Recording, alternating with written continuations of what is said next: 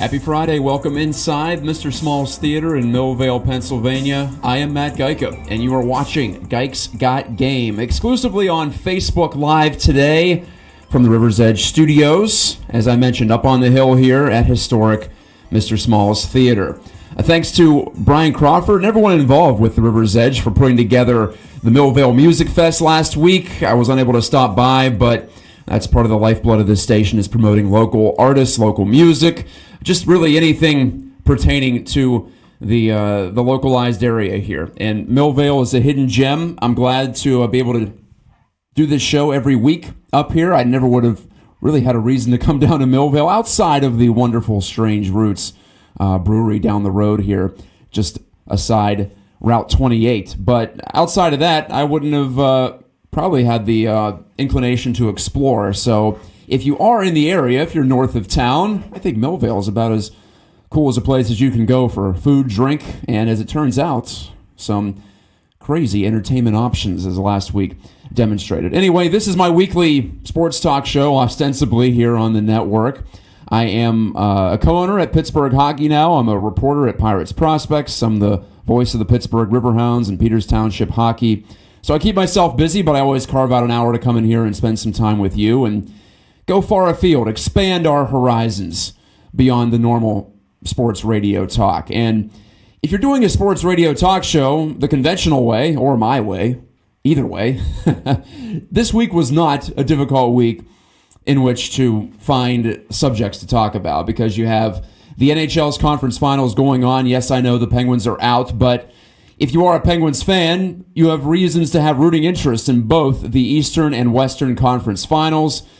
You know what's going on out in Vegas. The best story in sports, in my mind, maybe the best story of the decade. I heard someone call it that. I'll have to go and look back at the last several years to really confirm what I feel on that subject. But I feel all right saying that it's right up there with anything that's happened in recent sports, whether it be pro or amateur. And with the Vegas Golden Knights now 2 wins away from the Stanley Cup final in their inaugural season, that's spectacular in and of itself. And if you're a Penguins fan, you had been rooting for Marc-Andre Fleury and James Neal and even David Perron, Derek Engelland, Ryan Reeves, all former Penguins on the Knights, and led by Fleury, who's having the postseason of his life.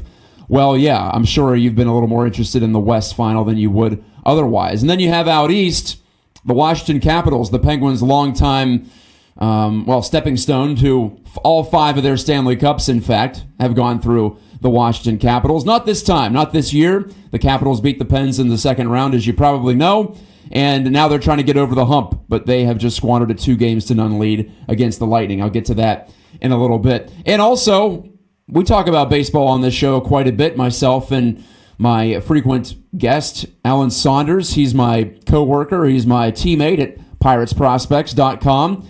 And he was in for the entire hour, in fact, all show last week to discuss that and hockey and a variety of things. And so, I'm in that clubhouse. I try to keep a finger on the pulse of things over there. And to see this team now 9 games over 500 after Thursday's win against the Padres, to see the Pirates in first place, after I think most of us had a healthy degree of skepticism about this team, well, that's a story. No doubt, a quarter of the way through the season, it's legit what they've done so far. And I'll get to all that and what I think the implications are and the chances I think they have of hanging on and at least making it a very interesting season deep into the summer and maybe even to the early fall. So all that's coming up on today's episode of Geik's Got Game. And you can find me on social media. I'm on Facebook. In fact, if you're watching on Facebook Live, you can click on over to my personal page, Matt Geica Media, and my last name is spelled Gajtka. It's Polish, don't ask. We kept it the same as we came across the pond about 3 generations ago. If you're from Pittsburgh, you're used to that sort of thing.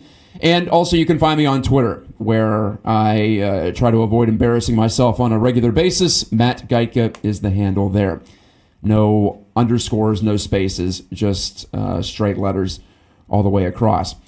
So thank you for watching. Thank you for listening on a normal basis. We're not on the live stream this time on the River's Edge, but I feel like we've gotten some good traffic on the actual Facebook page. So really good to talk to you there. One thing that stood out to me in all this busy week, I just laid out all the things that are coming up on this hour, but the decision on Monday morning, and I had been tipped off. I have a couple of friends in the business who are really into sports gambling, but the decision by the Supreme Court of the United States, by a 6-3 count as it turned out, to allow states to legalize sports gambling, all states, not just Nevada.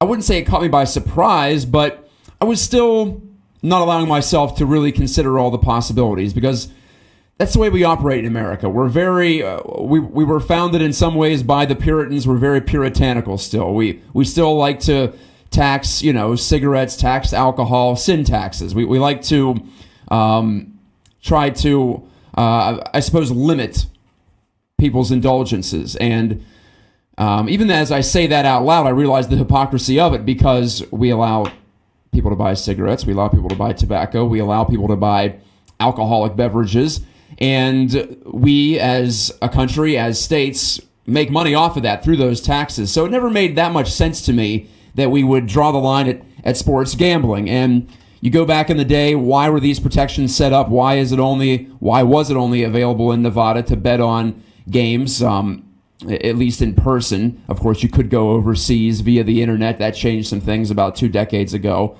and you could vote via overseas accounts. But here in the country, if you wanted to do business in the country and bet on games and sports and individual athletes, you had to do it in Nevada. And that was set up in theory to protect athletes, to keep them away from being tempted, to keep them away from being approached by people who may not be the most savory in the world, who may want to influence results through the use of money or through the use of force.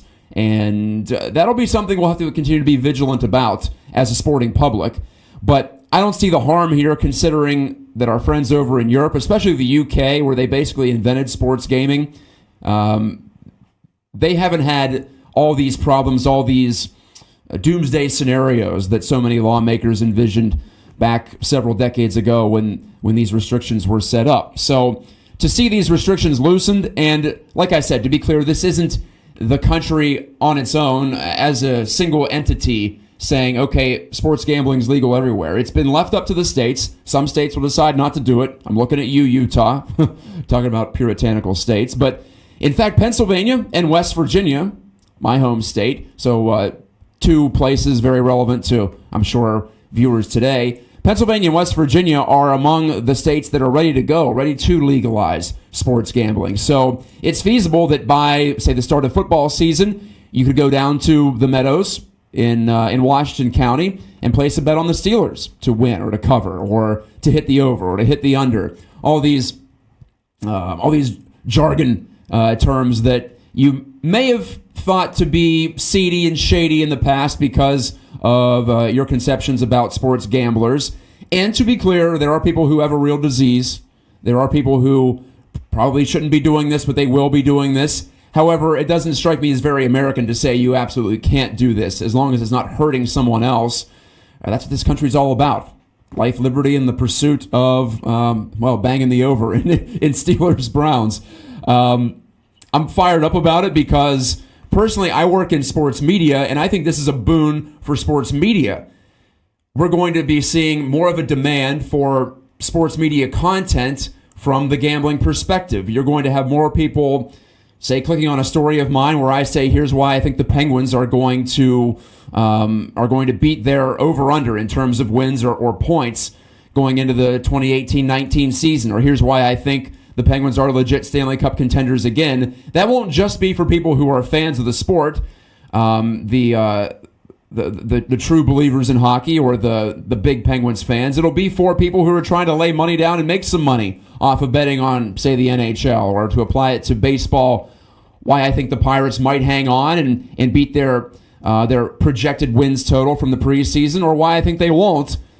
That'll attract more eyeballs. And in the case of this show, maybe you'll be more inclined to watch if you are getting some action on some of these games and sports leagues. And whether it be here in America or worldwide sports, it's all going to be up for grabs. So I feel like that's good for my industry. So selfishly, I'm happy about that. But also, in the words of Scott Van Pelt from ESPN, who's always been known to drop a gambling reference quite a bit, in fact, on his nightly show, his nightly Sports Center. Heck, he has an entire segment devoted to heartbreaking losses for those gamblers out there who are placing money on anything from the NBA to Mountain West baseball. He's been talking about that quite a bit, and he said this week on a podcast on Sports Illustrated's podcast network that he's just opposed to dumb things, and it was dumb to restrict gambling across the board in America. And I couldn't agree more. That's always my general worldview, is that just don't do dumb things. And for me, this was a way for states to make money. This was a way for people who wanted to gamble to do so. And if you're good at it, why should we restrict you, right? I realize it's really tough over the long haul to make money gambling on sports, or else there'd be a lot of people independently wealthy and living in the Bahamas on their NFL picks or their college football picks or their baseball, their hockey, their basketball, whatever you want to say, golf, tennis. It's all going to be in play. It's fascinating to think about how long that this country had prohibited that, except in Nevada. So there's always an exception too, and that never made that much logical sense to me. What was so special about Las Vegas or Reno that allowed you to go and place a sports bet there and not here? So now it'll be available. It's not going to be instant, and our culture isn't going to necessarily change over the span of a couple of weeks or months or even years. But I'm interested to see, just from a sociological perspective, how this affects how people watch games. And if you do bet on sports through overseas entities, overseas sports books, or even in Las Vegas, or you've been over to England and you've seen all this live betting they have, you can bet at halftime, you can bet after the first period in a hockey game. All these things have been available, but now they'll be available, and you'll be able to pour that money into your local municipalities and your states. And so at least you'll have that going for you. And it's going to explode. There's going to be a proliferation of this, like I was just talking about, live betting, not just before a game or before a match, but during. And I wonder how much people will get engaged who weren't previously engaged in this, just to check it out. I'm pretty sure I'm going to start throwing a few dollars around, not all the time, but just to see how it goes, and for entertainment purposes only, as we talk about whenever we discuss gambling lines. It's going to be more mainstream. So from that sociological side, how will society embrace or shun this? Will there be some people who will simply stay out of it? I'm sure that'll be the case too. But it's all very interesting. It sounds like a grand science experiment. And as someone who is looking into fascinating sports topics, I can't think of one more fascinating this week than the Supreme Court's decision on Monday to allow the states to do what they will with sports gambling. It's going to be fun to watch. And like I said, it's not always going to be positive. Some of it will be negative, I'm sure. And these sports and their leagues will have to be very careful about keeping athletes and keeping people away. The athletes themselves, the coaches themselves, the referees, maybe the ones who could be most influenced, they'll have to be careful about staying away from unsavory characters and watching their affiliations and their friendships. So that'll be something that these people had not had to worry about too much in the past. But hey, with Vegas having a hockey team this year, a team in the NHL, a team in one of the major sports leagues into Vegas, I guess it all feels right that this happened at the end of that same season when Las Vegas got into the Major League Sports game as far as having a team right there in town. So yeah, things are changing, things are different. I think mostly for the better, and well, we'll find out about my prediction. Isn't that what gambling's all about? Projecting and then discovering. That's what science is all about too, and that's what we have here is a grand social science experiment. This is Guy's Got Game on the River's Edge. Thank you for watching on Facebook Live today. I am Matt Geica. I'll return to talk we'll go with hockey, actually, because I do want to tie in Vegas and the Golden Knights and the Washington Capitals, and who I believe to be the rightful winners of those series. And hint, I haven't mentioned either one of those two teams yet, at least in the last couple of minutes. Keep it right here. Hey folks, it's Mike Sasson of The Mike Sasson Show. Me and Alex, my producer extraordinaire, looked at the landscape of internet radio and figured if we want to make it, we've got to work. At least an hour earlier. Now on at 9 a.m. every Tuesday on the River's Edge on New Kind of Radio. Hey, good Friday morning. It's Guy's Got Game on the River's Edge. River's Edge, PGH.com is where you can find the live stream. Today we're on Facebook Live exclusively, though, bringing you all the videos. You can stare at my smiling face for the next, 40 minutes or so. Getting on the air a little bit later today, so we'll take you just past the 11 o'clock hour. And this program is nothing if not interactive. Part of the reason why I like Facebook Live is you can respond to comments in real time. We have a viewer in Stephen Fernald. I'll try that pronunciation. He says he used to live in South Jersey, relevant to our sports gambling conversation before the break.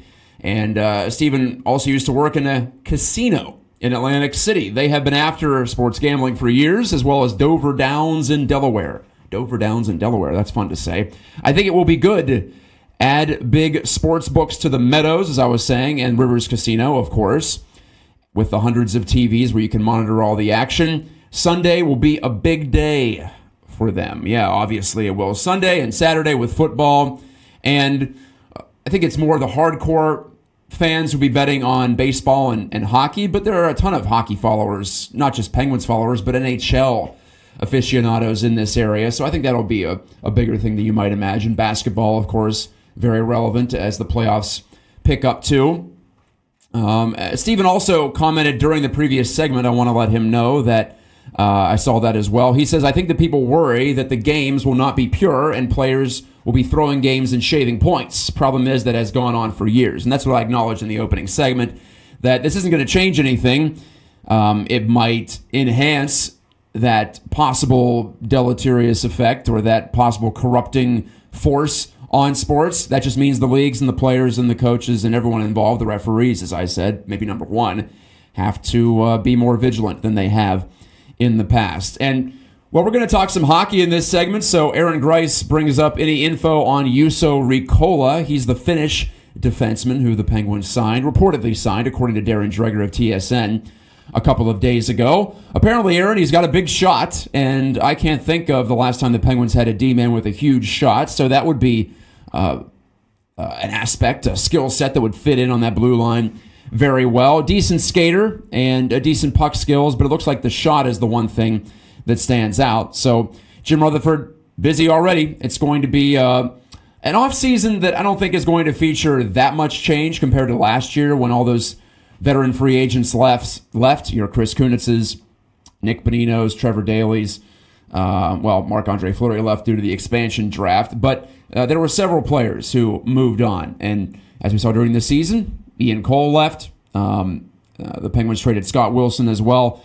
I don't think that this offseason, just looking at it, this is no expert analysis, just looking at who they have coming up into free agency. The Penguins have 6 free agents coming up this offseason, but 5 of them are restricted. So the Penguins can, if they want to, simply roll over a player's contract by another year if they just want to do that, the bare minimum. And the players they can do that with are Riley Sheahan, Jamie Alexiak, Brian Rust, Tom Kuhnhackl, and Dominic Simone. So the one guy out of that 5 that I would not bring back or I would try to find an upgrade is Tom Kuhnhackl. I know he kills penalties. I know he's a bigger guy. I know he had a strong finish to the season, actually.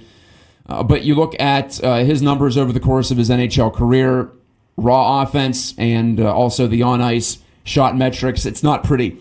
He has been replacement level or below. I think you can find someone better, maybe even in your own system, just bumping someone up. Perhaps not with the exact same skill set, but you could also go outside the organization too if you want and find someone relatively cheap who can replace that sort of thing. So we have the first edition of the Penguins offseason, as Aaron so alertly noted. Juuso Riikola reminds me of the old cough drop ads. Are those still in existence? Do people still use Riikola? Maybe they do. I believe that was a Swedish thing or a German thing. They were yodeling in the commercials. So I'm assuming that's how you pronounce the last name, and I'm sure Mr. Riikola will hear that a few times after he comes to America. Anyway, you are watching and listening to, perhaps if you just have it playing in the background, Gike's Got Game. That's my weekly show here on the River's Edge. And I find these conference finals in the Stanley Cup playoffs, as I was saying earlier, endlessly fascinating with the Washington Capitals and the Tampa Bay Lightning. I thought the Lightning were the best team in the East. I felt they were going to beat the Penguins in this round. As we know, the Capitals advanced. I find the Lightning to be almost not a dynasty, but a team that has had a hidden reign in the Eastern Conference. They came up short in Game 7 to the Penguins 2 years ago, missed the playoffs last year because of injuries, and I don't want to excuse it all the way because of that, but that was significant with Steven Stamkos and a couple other guys sitting out for long stretches. And then you remember back in 2015, they made it all the way to the Stanley Cup Final and lost to the Blackhawks in 6 games. So they've been there. They've been knocking at the door with John Cooper and Steve Yzerman, the management group there, and with an array of stars, Stamkos, Kucherov, Braden Point had a big step-up year for them, helped increase their forward depth. JT Miller, Pittsburgh's own JT Miller. I love that pickup at the trade deadline.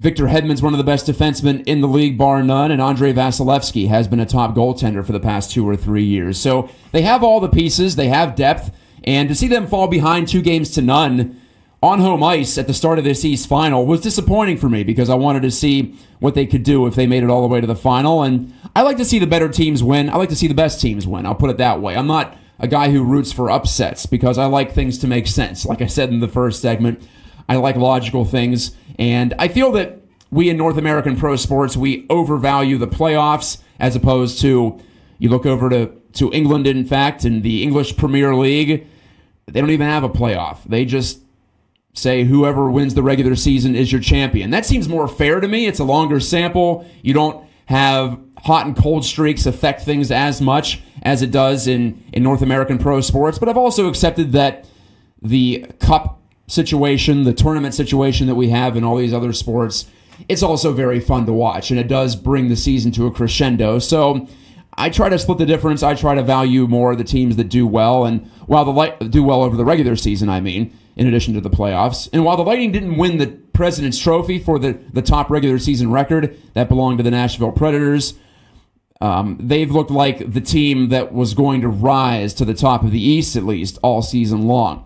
And now they've rallied back. They've won 2 in a row on Washington ice, and they're in a good spot, and now a best-of-3 situation, feeling like they maybe even stole one last night with how they were outshot in Washington and how Andrei Vasilevsky had to come up big. But it's been a tough postseason for Vasilevsky, so finally he came to the forefront. He was the star of the game for the Lightning, in addition to that lethal power play and the way they can move that puck. So it's a very aesthetically pleasing brand of hockey that the Lightning play. Part of the reason I was hoping for Penguins Lightning was because it was going to be just like it was 2 years ago. Fast and clinical and very skill and speed oriented.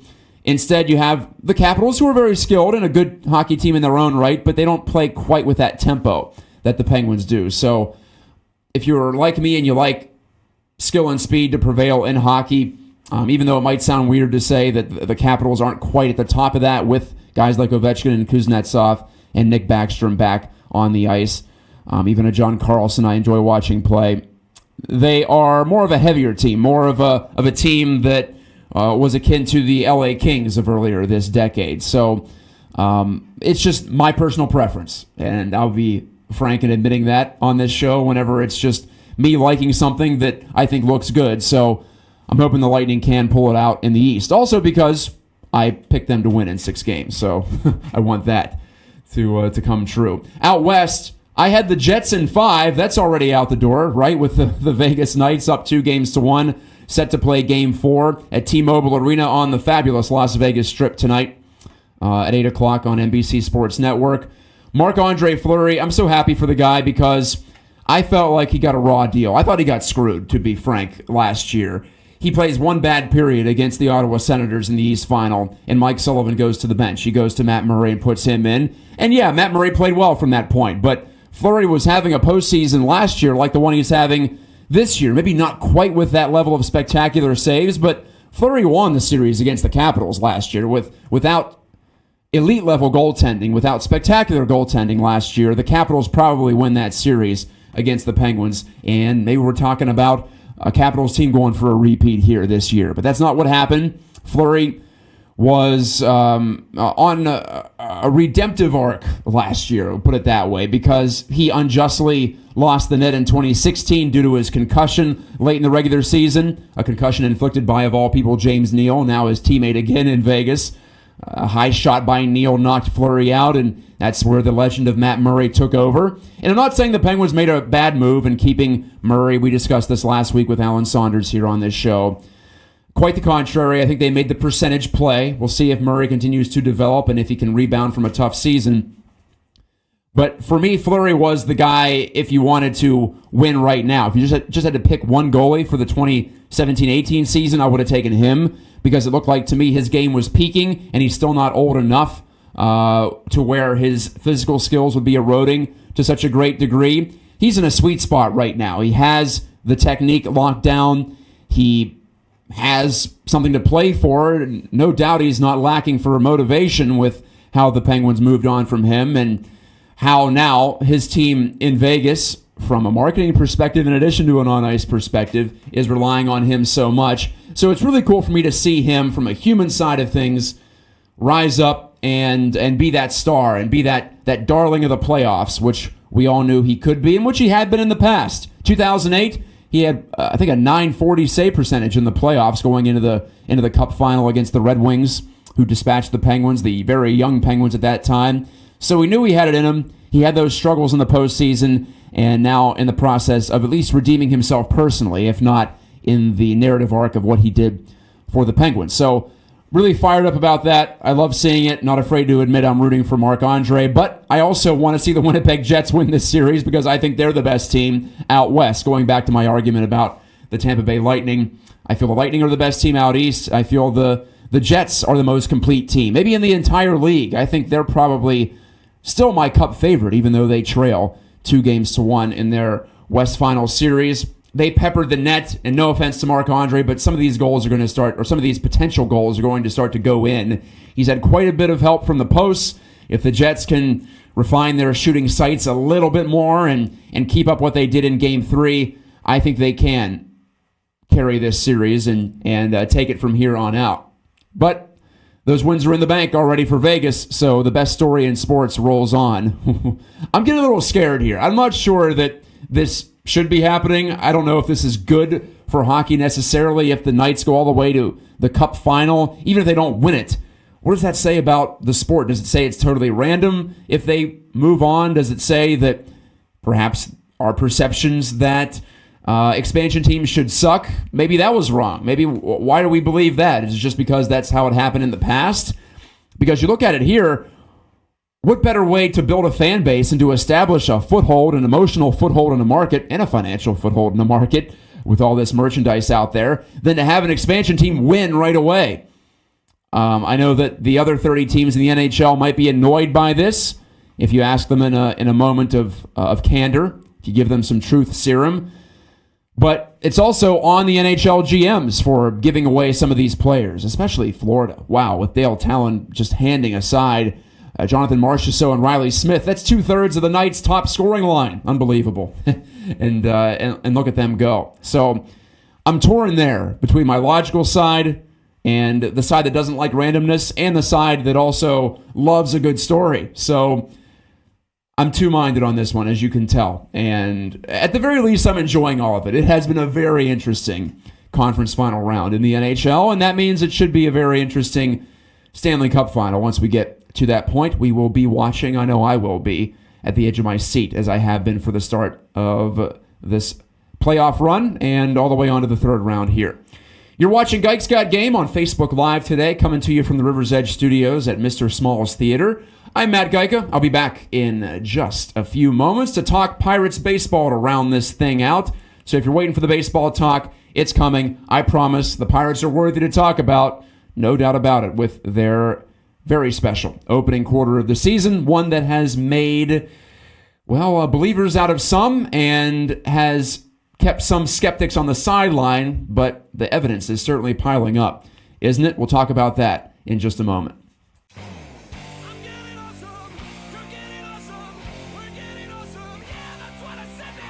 Hi, I'm Mike Storer, host of the Awesome Cast, which you can hear right here on River's Edge Radio.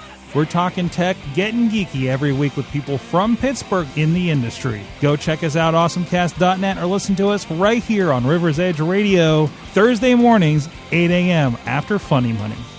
Back for baseball talk, if you've been waiting for that. there are Pirates fans out there still. I know so many of you have disengaged from this team, but if you were still sticking on the bandwagon, it was a small bandwagon. I'm not sure there even was a bandwagon, but what is a bandwagon anyway? To go back in the old West days, I'm pretty sure where that one comes from. At any rate, if you're on board, we'll put it that way, with the Pirates, then you have to be over the moon with how well they have played in the opening quarter of the season. The lineup has scored the most runs for a Pirates team through the opening quarter of a season since 1960. We know that season ended pretty well for the boys in black and gold. And even the pitching rotation, in which I thought contained very many question marks coming into this year, and the bullpen, some uncertainties. It's all coming up roses at the moment for the Pirates, to use a cliche, which I usually try to avoid, but all the good cliches apply for the Pirates so far. Hot start out of the gate. You want to use that one too? Hey, it's horse racing season too, so we can pick that one out. It's been spectacular to watch at times, and last weekend with the Giants in and Andrew McCutchen in and seeing the ballpark full for whatever reason, but seeing the ballpark full and seeing this team play well in front of it, at least my mind, it flashed ahead to perhaps later in this season when the Pirates could be in a divisional race. Right now they are at the top of one of Major League Baseball's best divisions, maybe the best division, with 4 teams over 500. The NL Central has been stout, with the exception of the sad sack Cincinnati Reds, and even they have won 7 of their last 10. So you look at the standings right now, the Pirates at 26-17, they are 9 games over 500. They're a half game clear of the Brewers, 2 up on the Cardinals, 2.5 up on the Cubs.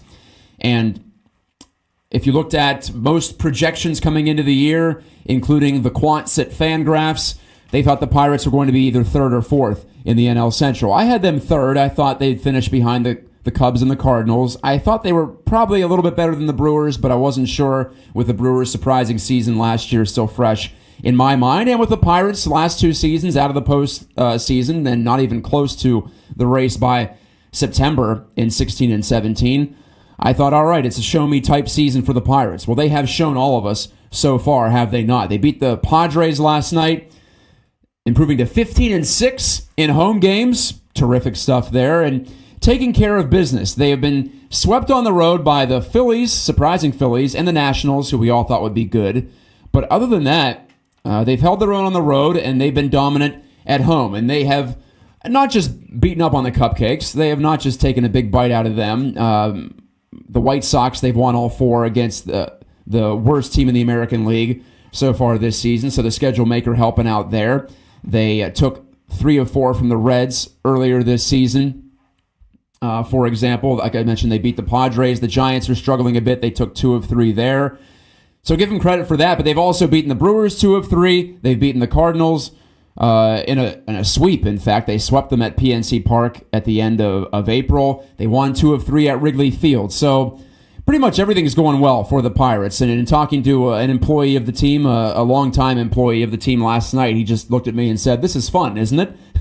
And I couldn't disagree, because part of the reason we like sports is the surprises that come up. And I just like to see players do well. I've gotten to know so many of these guys over the course of the last 3 seasons. In fact, we're almost coming up on 3 years to the day for my first game coverage at PNC Park, and it was a dream come true for me to be able to cover the team that I grew up pulling for in the Pirates, and to get to know the players, to get to know the ins and the outs of the game. It's been a real pleasure. One of the biggest pleasures for me working in this business and working in Pittsburgh now. And I thought the Pirates were very much in a difficult spot coming into this year, because all of the small market teams that used to have the brain power advantage, and the Pirates were one of them, well, they don't have that anymore. All the big money teams have gotten smarter. They have leveled the playing field in that way, and of course with their financial might, they can outspend and they can cover over mistakes that teams like the Pirates can't. But it is good for me to still see the Pirates and the Brewers, for instance, at the top of the NL Central. 2 teams that don't spend a lot, 2 teams that don't have big markets. The Brewers market, in fact, is 2/3 the size of Pittsburgh. So that could even be a better story. Whenever the Brewers succeed, that's an upset too. So I like that, even though I don't care for the fact that there isn't a salary cap in baseball. So from that side of it, I think it's fun to see the Pirates do well. And even if you believed this team, true talent-wise, was about 500 or a little bit above, that's what I felt. I think I said 85 wins, and I felt really optimistic among my media cohort in the spring training run-up to the season. When I predicted 85 and 77, that felt like going out on a limb. But now, with the team on pace to win over 90, they could easily get to 90, is what I'm saying. They have these wins in the bank, 26 of their first 43 to the positive side, and they can't take those away. And yes, we've seen Pirates teams in the past who surprised us in the first half, 2011, 2012. They both collapsed in the second half, and boy, did they ever, extending that losing streak that at the time was the longest in North American professional sports. It became the longest in North American professional sports. In fact, it stretched to 20 seasons in 2011 and 2012. We all know the Pirates got over the hump in 2013, winning 94 games, going to the NLDS, and how magical that was. Well, now they're back in prove-it mode, and they have done quite well. The lineup, which I thought would be limited by the Pirates' veterans, has instead been carried by the veterans. It's been carried by a healthy Francisco Cervelli, changing his batting stance, hitting for more power. It's been carried by Corey Dickerson, whom the Pirates maybe lucked into, maybe were looking for him the entire offseason, waiting for the Rays to make him available in a trade, and they pulled off the deal. But that has really softened the blow in losing Andrew McCutchen, who was off to a slow start. Now he's getting it going again, as we're used to seeing from him in his late prime years, if you want to call it that, out in San Francisco. He'll be hanging out for the rest of this season. It softens the blow of losing Garrett Cole, but not by a lot. For me, that's still a missed opportunity. He's pitching like a Cy Young winner in Houston. Maybe he was never going to reach that level in Pittsburgh, and so the Pirates, by that logic, should have traded him, and they did pick up some solid pieces. We'll still see about Joe Musgrove, but Colin Moran and Michael Feliz seem to be on point, and Jason Martin down in the farm system, he looks like a legit prospect too. So that one, we're going to be debating that Cole trade for a while, but they have come out on top, and we're seeing, at least in terms of the offseason switcheroo that had so many people upset, they have come out on top. The youngsters in the rotation, well, a couple of them at least. I think Chad Kuhl's pitched a little bit better than I thought he would. Trevor Williams has outperformed his peripherals by a wide margin. I don't know if that's going to continue, but he's holding the fort while Jameson Taillon gets things figured out. And I mentioned the bullpen. We're seeing some young pitchers, and Michael Feliz, Felipe Vasquez is still keeping it up. He's one of the top late-inning relievers in all of Major League Baseball, and I expect that to continue. Edgar Santana, Kyle Crick acquired in the McCutchen trade. Stephen Brault appears to be taking to the bullpen, and Tyler Glasnow has had some eye-opening appearances out there too. So the Pirates are piecing it together, and this stretch, I don't expect them to be 9 games over 500 in every quarter of the season. Of course, if they were, they would go on to win close to 100 games. I don't think that's going to happen, but I believe they'll be hanging in this race. How could you not say that at the moment, just based on how they have put these wins away and established a nice foothold here in the National League Central. So, yeah, the jury's still out, but what will be the fun in saying we'll wait till the end of the season when what we have seen so far should probably change your expectations by at least a little bit, as I argued this week on Pirates prospects in my column. I canvassed the Pirates clubhouse. They're not saying it's expected for them to keep up this pace, but they're feeling it, and a lot of those guys feel like this is their true talent level. So if it is, then I apologize for saying that it wasn't in the preseason, and I suppose I could still be proven right if they fall back. Overall, though, when you have a team with a lot of younger players, that leaves the room for them to pleasantly surprise you, and that's what we've seen so far from the Pittsburgh Baseball Club.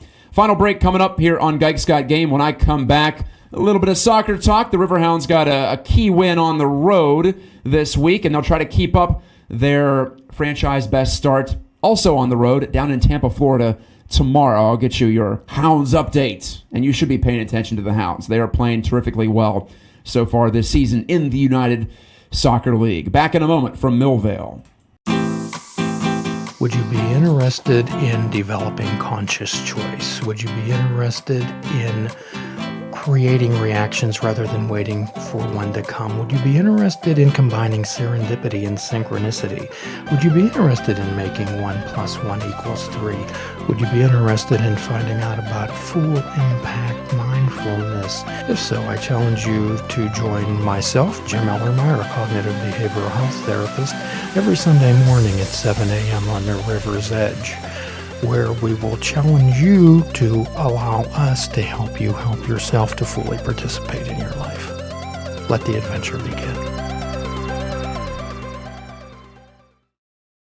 Returning to put a bow on this show, this is Gike's Got Game. I am Gike. That's an old childhood nickname from Weirton, West Virginia. Actually, they called my dad that more than anything, but I thought it sounded catchy, so I went with it here for this program. My name is Matt Geitka, and as I mentioned at the top of the show, I'm a co-owner at Pittsburgh Hockey Now. I hope you enjoyed the hockey talk today. We'll be keeping that up, obviously, even with the Penguins out. I'm also a reporter for Pirates Prospects. Hope you enjoyed the baseball chat.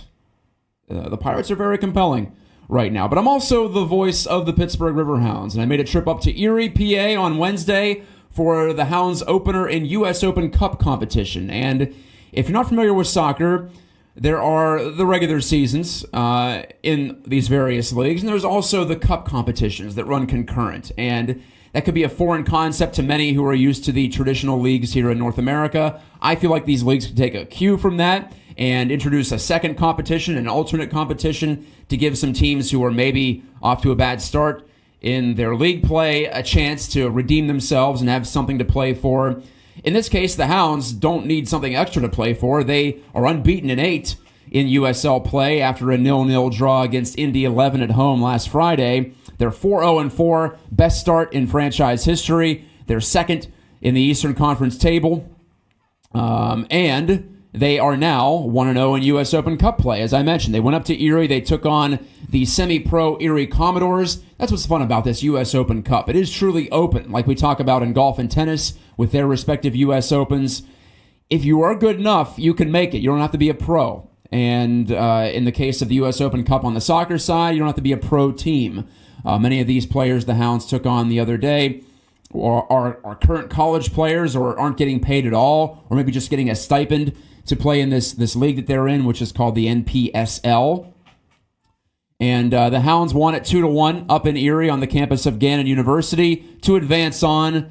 That's what they should have done. It ended up being a little bit tighter than I think Coach Bob Lilly and the players wanted, but they pulled out the result, and now they will host their rival in USL, FC Cincinnati, next Wednesday at home. So that's an extra match on the schedule that wasn't there at the start. Go to riverhounds.com to get your tickets, or you can buy them at the gate. But if the Hounds win that one, then it's a possibility that they could even host an MLS team in the next round. So that's what's exciting about this. 3 years ago, Pittsburgh hosted DC United of MLS, and it was the finest moment in Hounds history. Even though they lost in extra time, the stadium was packed. That was the day the Hounds hit the big time, and it was my pleasure to call that for the USL and for YouTube. Now we're on ESPN+, so the league continues to rise in stature. The USL now the undisputed second-tier league in America, and the Riverhounds will be on the road in Tampa Bay against the Rowdies. That's if you're a longtime soccer fan in this country, you remember the Rowdies from the old NASL way back in the 70s. And they are back in action. They are a second-tier pro team. The Hounds will be playing down there on Saturday night. And if you're interested, if you want to watch the game with some like-minded soccer fans, you can go down to Smoke and Joe's Saloon. There's a watch party, 6 o'clock tomorrow night. It's also on Pittsburgh CW. I'm sorry to say I won't be able to be down there to be on the call for it.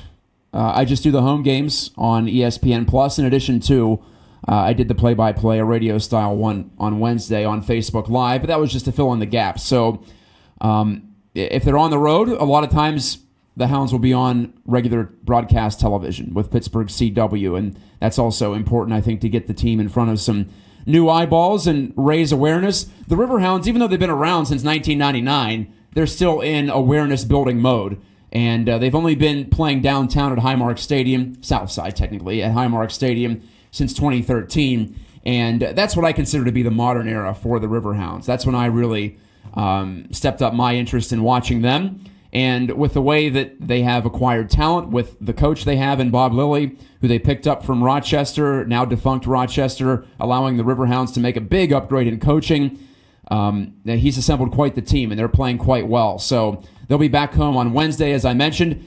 They'll actually have a very busy end of the month at Highmark. They have 3 matches in the span of 8 days at Highmark Stadium. So if you've missed out on that, if the weather scared you away, much like it did for many Pirates fans over at PNC Park, now the weather's good, and much like the Pirates, the Hounds are surprising and perhaps taking a step forward in their league, in the USL, and I'll be right there at Highmark for all the home matches on the call. So stop by, say hi if you see me walking up to the press box, or heck, you can yell in the window. We're right there at midfield.